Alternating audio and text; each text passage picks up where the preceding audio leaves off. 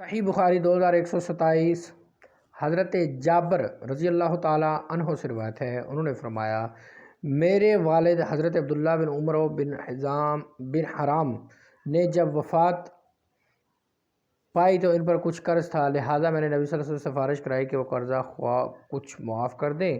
نبی صلی اللہ علیہ وسلم خواہ کچھ معاف کر دیں۔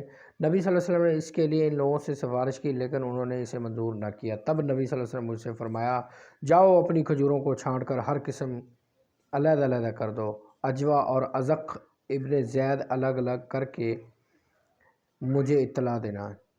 چنانچہ میں نے یہی کیا۔ اس کے بعد نبی صلی اللہ علیہ وسلم کو بلانے کے لیے کسی کو بھیجا۔ آپ تشریف لائے اور کھجوروں کو ڈھیر پر یا اس کے درمیان بیٹھ گئے۔ پھر مجھے فرمایا، قرض خواہ کو ناپ ناپ کر دو۔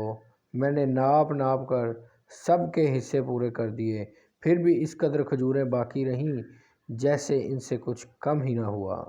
سبحان اللہ، سبحان اللہ۔